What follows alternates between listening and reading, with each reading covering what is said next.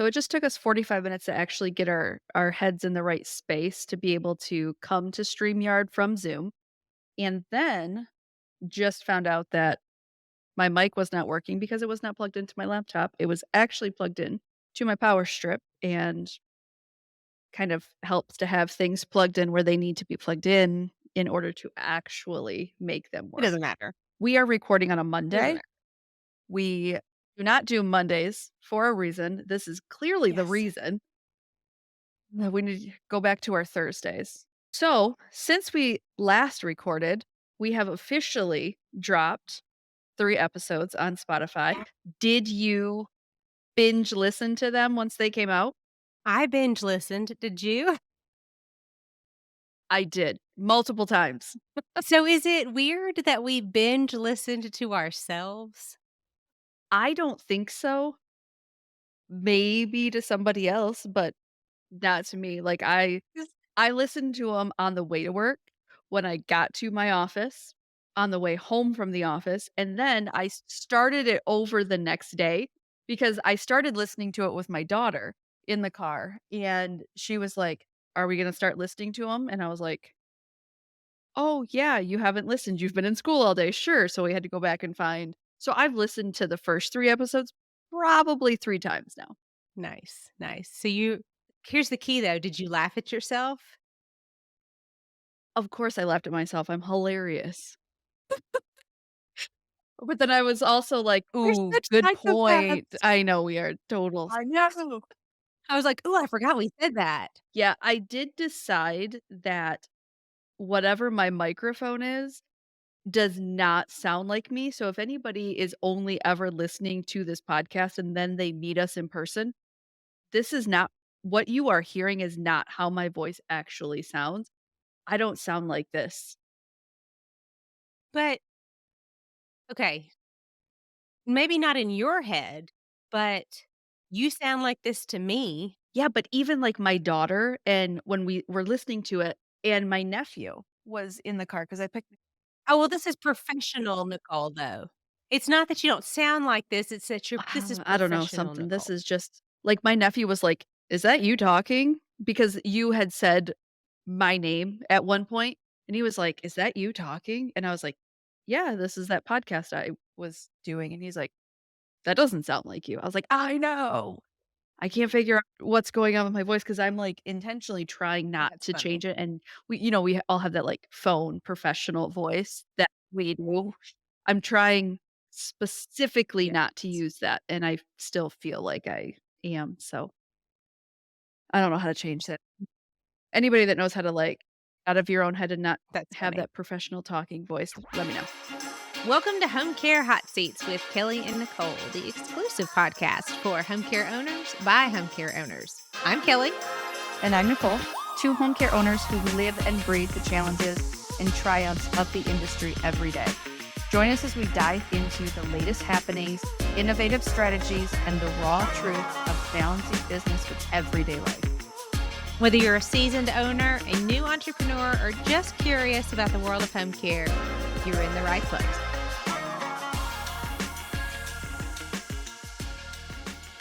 For today, I thought that we would talk about team managed agency, that concept, because Ooh, good topic. yeah, we get a lot of questions about this. And coming on the heels of the podcast that we did about virtual assistants, and kind of the whole point of using a virtual assistant is to keep your Mhm. overhead low and to keep your processes flowing. And I would argue that a team managed agency does the same. Mhm. Yeah, for sure. So I will say, since that episode dropped with Kat, where we were talking about virtual assistants, I've hired 2 more. So, you're going all virtual.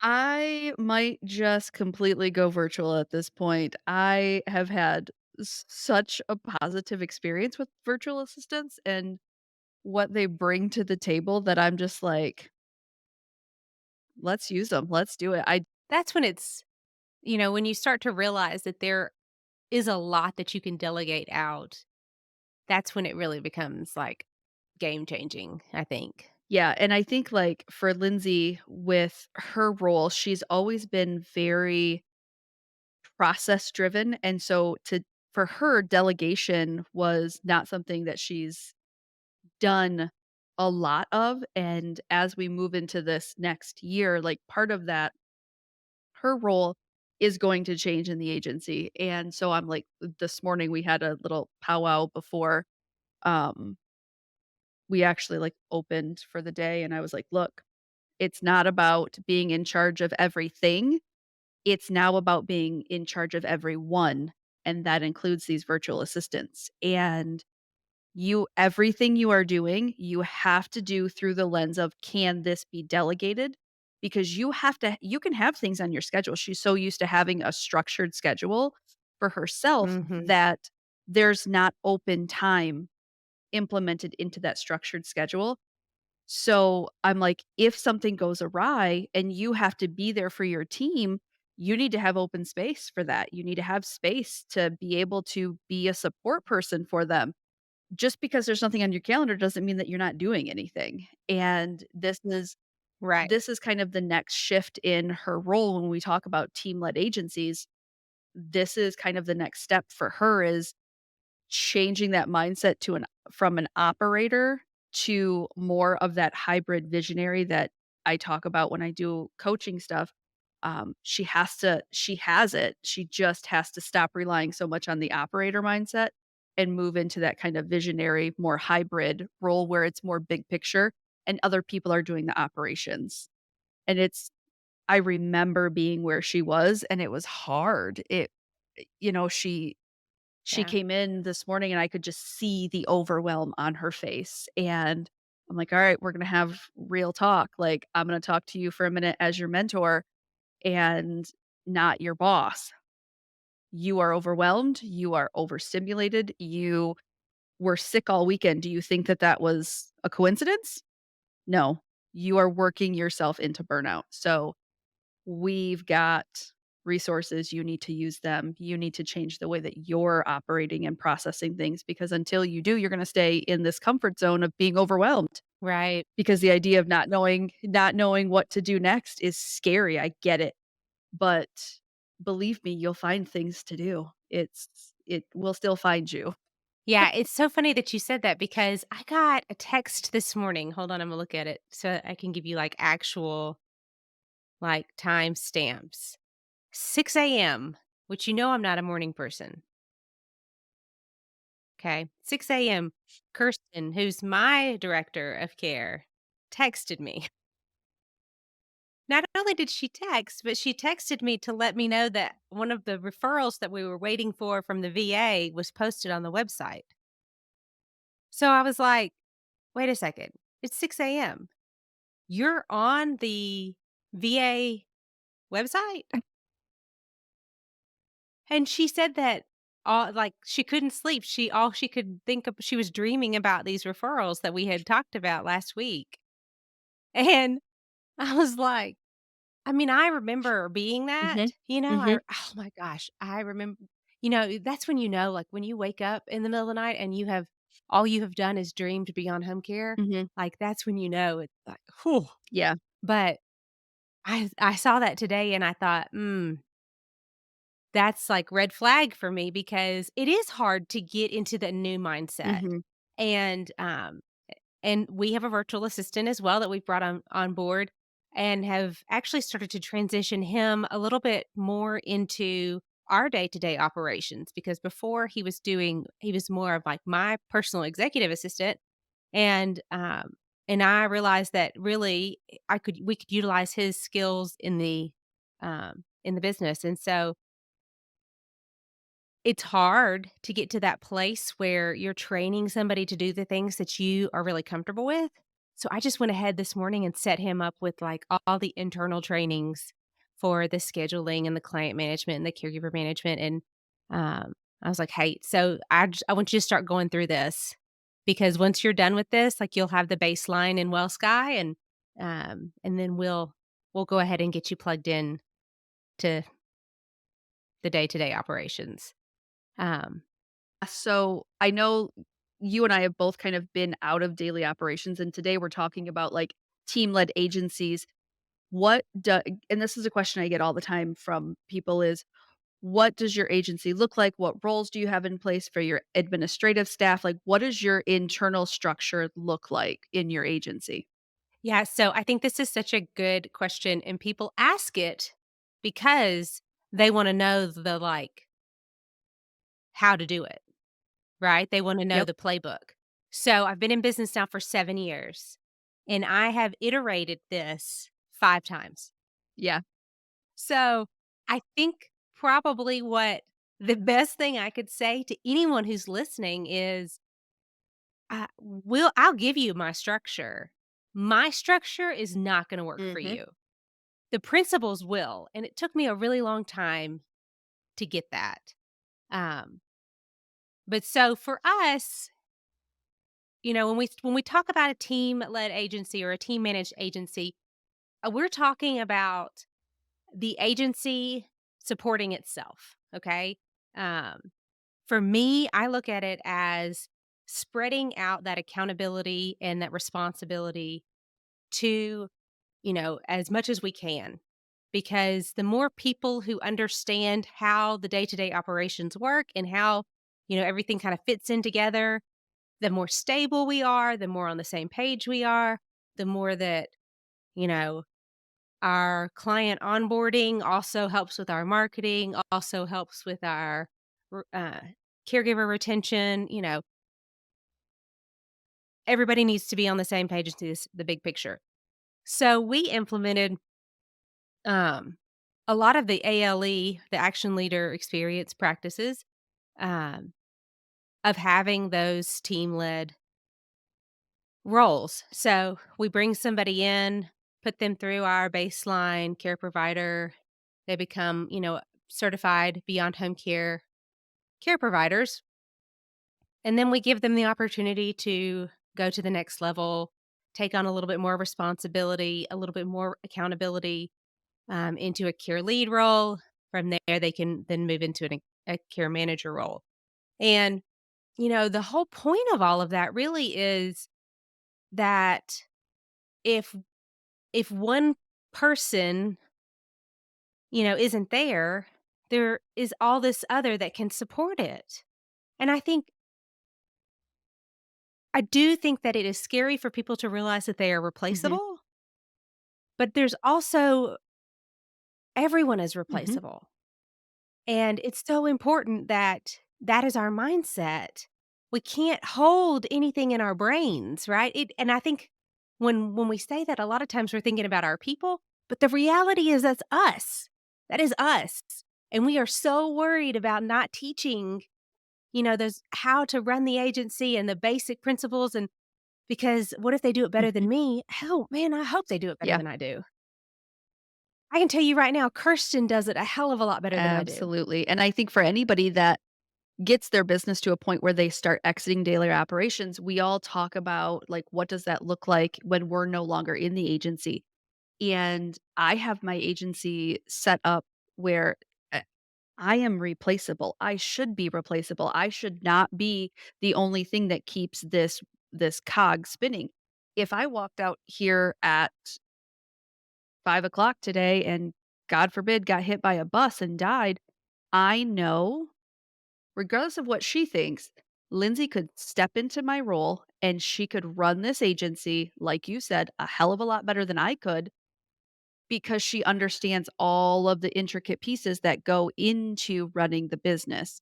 And it's at first it was coming from someone who kind of started this independently and worked themselves up to a point where, I had to develop this team.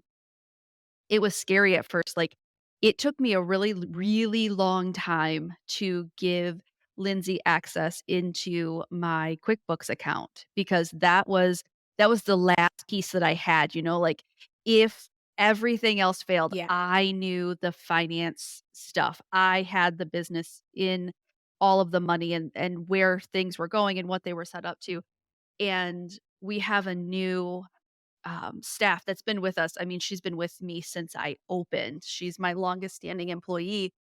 we just recently transitioned her into a director of care role in our agency. And one of the things that she's responsible for is doing billing of private pay clients. So last week was that training for her. And Lindsay came in and she's like, "Do you want me to give Tabitha access to our QuickBooks account? Because I'm gonna go over private pay billing with her." And I was like, "Yeah." And I just went back to doing what I was doing. And she just kinda stood there and she's like, "Are you sure?" And I was like, "Sure, yeah, why?" And she was like, "You held on to QuickBooks for so long. You didn't give me access to that for, like, ever. I had to fight to get access to that to be able to, like, take that load off of you, and you're just giving it away?" Like, she was like, "Should I ask for other things since you're just in such a giving mood today?" But I That's was like, awesome. if we she can't do her job to the level that we need her to do her job to if she doesn't have access to it, so yeah, give it to her. So that in that moment, I was like, "Oh, that was a mind shift change for me," like, and that just happened. So I think for anybody that, like, thinks that Kelly and I have, like, it all together, everything is solid and on track, and, we still struggle with things like any other home care agency owners do. I struggled with giving away my payroll or my QuickBooks account information, and when I did give it away, I was still heavily monitoring it. So that was a struggle that I I had for a long time, and just until, like, Lindsay brought that up, I was like, "Yeah, I did struggle with that." Now I'm like, "Give it to whoever the hell wants to do it. If somebody wants to do payroll, somebody else wants to do billing, Let him do it. give it to them. I want nothing to do with it." I think that in the beginning, it's that control aspect. It is something we talked about this before. It is something you created from you birthed this thing out of nothing. You are so proud. You wanna keep your hands on it, and, even though we talk about being out of it, our influence is still there, and I think that's the most important part that's still there. I will never forget, I had a Mhm, client once who, um it was, like, maybe the 2nd year I was in business and had asked if I was bringing on an operator or something, and I was like, "No." I mean, 2nd year in business, and she was like, "Well, that's good because nobody can run your agency like you can." And I felt very proud on that, but the reality is that if you are your agency, then if something happens to you or you need to step away, like, the agency's done. yep, It'll never be able to sell. It'll never be able to grow without you. I mean, you'll be tied to it, and that's not sustainable. So, mm-mm, you know, I'll say the other part of it, I think, is that when I look back on all the things that I am proud of in building this, probably one of my proudest moments is bringing my director of care into that role because, mhm, when I look at the team managed agency, for us, it really does look like, growing from our caregivers. Um, and that doesn't say that will only ever have caregivers that grow up within the agency and work within it. There are definitely skill sets that we may have to hire from outside, but we've been really fortunate that, we've been able to find some of those key values and principles in work ethic um, and, and people who are really coachable and mhm, coach them into that role. So, somebody who never really thought that they could do this and continue to pour into them and continue to give them the confidence and, um, man, I mean, like, that is for me, like, probably one of the proudest things I've done. Um, mhm. and um, I love it because I think Kirsten and Lindsay will probably listen to this podcast, and so they'll get I to know hear that they will. all the all the things that we're saying about him. But, you know, I will never forget when, um, I kinda made Kirsten mad once when she had just kind of joined our office staff. She was a caregiver part-time for a while, and, she'd just been a stay-at-home mom, so she wasn't really, like, 100% in, um, you know, but she we needed a receptionist, so she joined the office staff, and so anytime I have somebody join the office staff, I always do an Enneagram or, personality Mhm. assessment with them because, we need to know how to work with each other.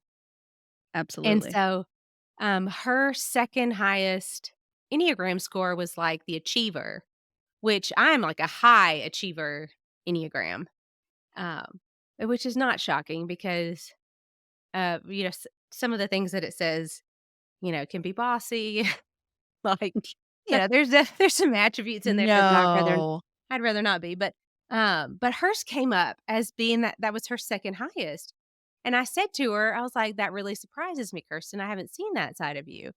And it wasn't, like, a slight at all, it was more of just a comment. Well, so she told me later that lit a fire under her, and she was like, "I'm gonna prove her wrong, that she's never seen that." And I tell you what, if she I mean, every opportunity that she had to learn something else or to get involved or, she has. She's the biggest cheerleader that we have for Beyond Home Care. She is, the most supportive, has the best attitude. Like, she loves what she does, and it shows. Mhm. Um, Mhm. so why would I not want to support every single ounce of that in her growth, you know? Yeah, for sure. And that statement, "No one's gonna run your agency like you," I when I hear that, I challenge that because I don't want them to run the agency like me. Yeah. I I hope nobody runs the agency like I do, because at the end of the day, again, this is something that we've birthed, we've created, but the way that I feel some days about my agency, I need somebody to not run Yes. it like I would, because there are some days where I'm like, "Okay, cool. Shut it down. I'm done." Yes, And I burn it. need somebody I need somebody that is going to come in and be able to pull from all of the other things that I do and all of the other ways that I feel positive about this agency. Because as your agency grows and you start delegation and you start growing and expanding, it doesn't the initial reason tends to leave the forefront of your thought. Like, when I started this, it was because I wanted my grandpa to have somebody that he could count on, somebody that made him feel safe, and I was that person that did that, but I'm so far removed from that now with the home care and the day program and the assisted living and the podcast and the coaching. I need somebody who's going to run it differently because with the amount of to-dos and tasks and things that are on my plate, I can't run my agency like I would have run it when I started it. So I need Yeah. somebody to not run it like me. And so when people say no one's going to run your agency like you, I don't necessarily view that as a negative. I don't want somebody to run it like me because there are a lot of days where I'm like, I don't even want to run it. Yes. And coming in when you have a team led agency, you have people like Lindsay started with me part time in the middle of COVID. She had been working at a youth home. So it was very different environment. And she was burnout. I mean, she was working days on end and she says, I will give you I don't remember if it was 2 days or 3 days. It might have been like 2.5 days. Like, I'll give you Tuesday, Thursday, and like a half day on Wednesday, but that's all I can commit to right now. Like, I just need to refine myself. And I just kept telling her, when you're ready for full time, it's there.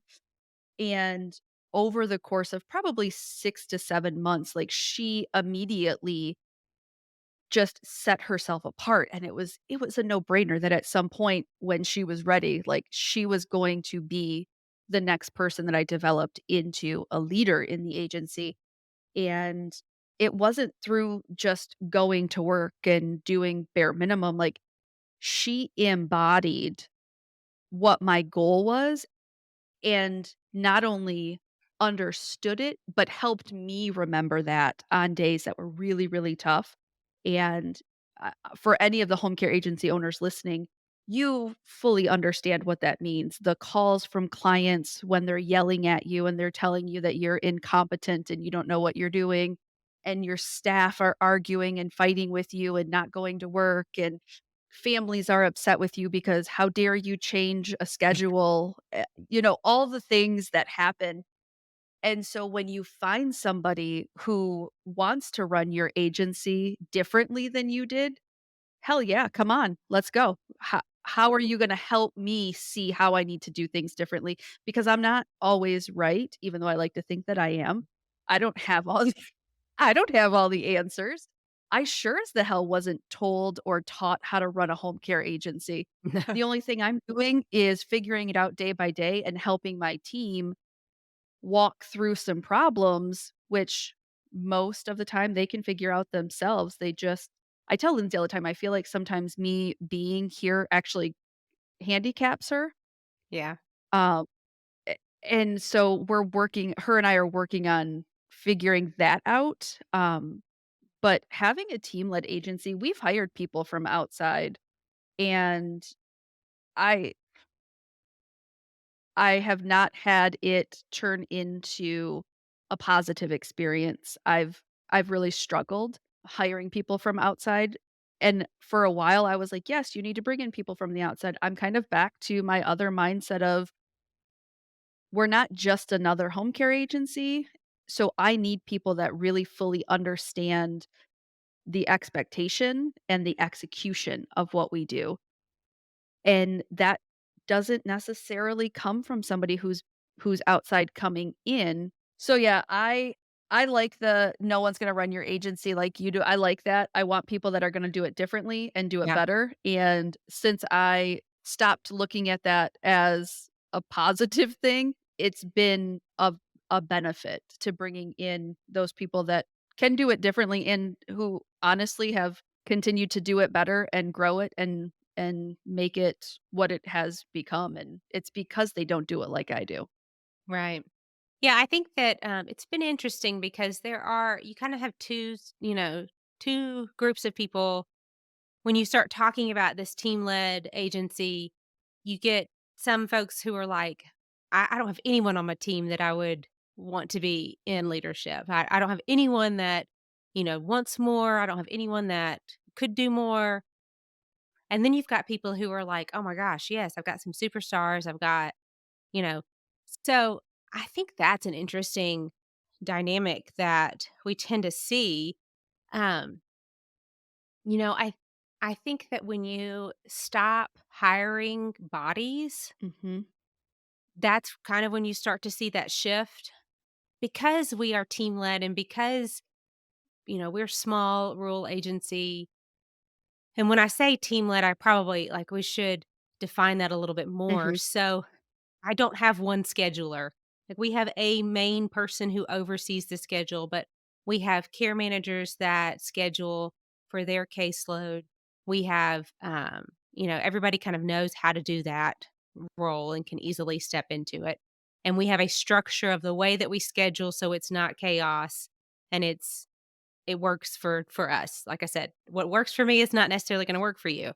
But then we lean on our care leads and our care managers to do our trainings and our supervisory visits and our client introductions and, those things that have to be done and need to be done well. But they don't have to be done by an administrator. mhm, Now, in some states, sure, you're going to have a supervisory done by an RN, and that's different. Like, that's not what, but in a lot of places, there are routine tasks that need to be done that have, a system. Those processes, it's not a lot of it's not rocket science. It can be taught. mhm, Um, and I think that if you can find what people enjoy and what they love and what they are really good at and, you know, use those skills, for us, it's worked well because I can keep my admin low. So I don't have to have 5 people in the office to manage the agency, which means that I don't have to have 5 salaries, and I can spread that responsibility right. out and pay my care staff at a higher rate to take on those extra responsibilities. I think that for me is huge and it's what allows me to hire a higher caliber person and not just a A random body, body. right. Which I think is something that a lot of our agencies struggle with is, It's a body. I need somebody, again, letting, need be the evaluator. You get 24-hour case and you don't have any caregivers that can staff it, you're looking at like 5 or 6. And if you just hire new bodies for that, oh my gosh, like, it's a nightmare. Yeah. The idea of a 24/7 case, so for all of you that don't know, my agency does not do Soapbox. 24/7 cases. I the idea of a 24/7 case, oh man, it makes me want to walk over to this window in my office and just, like, jump out it because it seems like such a headache and such a pain in the so, I have Medicaid. We are primarily Medicaid. Medicaid won't pay for 24/7 care in home care anyways, so thank God because I we would not do it. We tried it. I think we tried it with, like, 2 people at 2 different times, and, each time it was one of the great things that we did so wrong, and it was such a learning experience for us that I'm like, there is nothing there it is not worth the money to have the potential because we all know, like, word of mouth advertising is the Oh, yeah. best, and if we mess this up because we took them, because they were, like, high ticket clients, they're, like, big names in the community, and Yeah. there's really, really good potential for positive word of mouth advertising, and it became such a "This has to be done right, it has to be done well," and we hadn't done it. We'd only done it maybe one other time because 'cause we've only had 2 24/7 cases. So, I ended up being the primary 24/7 caregiver, Oh and I'm like, gosh. "This No wonder you I hate hate them. them. Like, yeah, they're getting great care, they're getting the best care that they can because who gives better care than the owner of the agency? But what we're not talking about is the fact that I packed a bag and said to my family, like, "I'm out of here. See you when I see ya. Don't know what that looks like." Yeah, I don't like 24/7. I mean, I know that there are a lot of people that just I know that that's how a lot of agencies thrive, and it's just not been our thing. So, the Yeah. idea of For a lot of folks, especially if you're in the private pay world, you get a 24/7, that's 168 hours a week. That's a big right. chunk, right? Like, from one Oh, it's a client and huge chunk of change. yeah. So, Yeah. that's a yeah, a lot of people are really excited about that. We only take so many. You know, we Yeah. we are very selective on right fit client. So, And there are a lot of agencies that do 24/7 cases, and they do them well, yeah. and I don't wanna take away anything from 24/7, agencies or private pay agencies that do those things well. I know that there's a lot of you out there that do 24/7, you do it well, kudos to you. With the primary focus of what we do being Medicaid, it just doesn't fit into the wheelhouse. We don't have the time, the consistency that's needed to be able to nurture that 24/7 case. Um, so it's just so far outside of what we do on a normal Yeah. basis that it doesn't feel natural or normal for us to take those on. So When it's I right fit mean, when we client, get a yeah, and when we get a referral for a 24/7, like, don't get me wrong, like, we oogle and ogle at the amount of billable hours that would be for a second, and then I'm like, "Okay, but let's come back to reality. Who the hell are we gonna staff this case with?" Because all of our caregivers are used to working Monday through Friday from 8 to 5, and you wanna throw a 24/7 case to them?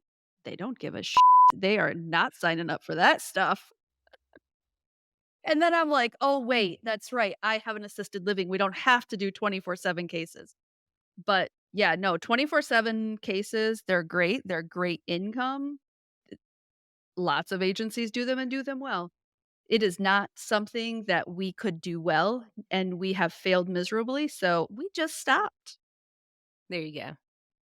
We have digressed from our team managed. Yeah, we got way outside of team-led agency there. That's a little bit of a soapbox. If you can't tell, listener, that is a Yeah, a little bit of a little bit. soapbox. That's alright. So, along your 20 I was gonna say along your 24/7 journey, It was short. along your Yeah. Along your journey of becoming a team-led agency, what would you say, are kind of the big ahas So, that really kind of moved you into that? yeah, it was for me, one of the things that we think can't happen in home care is work-life balance.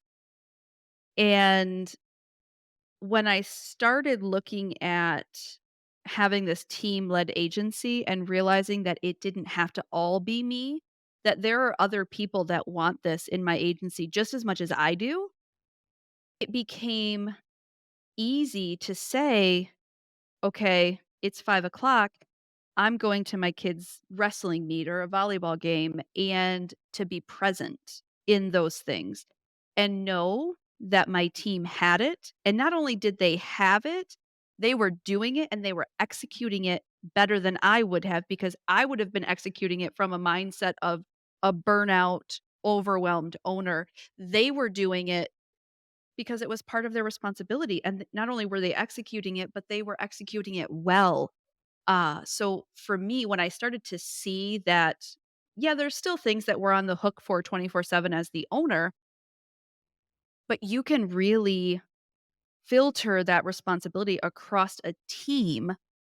And your team not only wants to do it, but they wanna do it well, and if you understand the way that your leaders work in your agency, and you look at the responsibilities of the agency, and you delegate to the strong suits or to their strong suits, it the change that happens in an agency, not only do I get to step out of daily operations, my team gets to have structured time outside of daily operations. Not everybody is on call over the weekend. We have structured on-call people. We have after a certain time, our phones are not getting answered because it's not a necessity.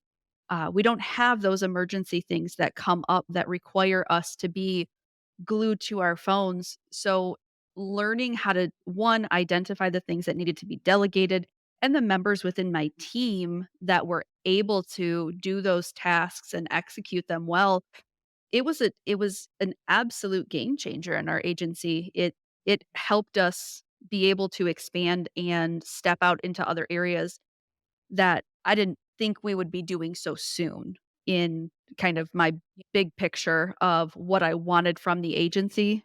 We're doing things now in year 5.5 that I hadn't anticipated doing until year 10, 11 in the agency. So it really changed the trajectory of our agency.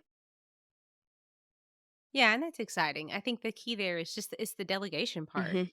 that, you have to be comfortable letting someone else doesn't mean that you're giving over 100% control or 100%, because you still are responsible for setting that expectation and making sure that you're, painting the picture of what that looks like on the other side. And, you know, that's where your influence and you comes in. But yeah, I mean, Mhm. it's when I get stuck in those $10 an hour tasks like, Kat was talking about. That's when And I I'm think that the one thing that I don't wanna say I like to do, but I think is really, really important when you're developing a team-led agency is letting your team fail. And mm, we don't as owners, we don't want to do that, and rightfully so, because again, this is our baby, this is what we've developed and birthed, but, right. obviously, we're controlling the failures that happen, but Yeah. Low stakes. yeah, yeah, yeah. They can't win at everything, and people learn best through making mistakes, and if it's not a detrimental mistake, let them make it. Let them learn Yeah. from a failure because I can guarantee you they are never going to make that mistake again if it is impactful enough for them to remember. I'm not talking about, like, they forgot to call somebody back. That Right. that's an us thing, it happens to all of us. But we have to be able to recognize, is this a mistake that I can allow them to make? And is it going to big picture be detrimental for my agency, or is it going to be a better learning opportunity? Obviously, if it's detrimental, don't freaking let them make the mistake. Jump in and help them and walk them through why they're about to make a mistake.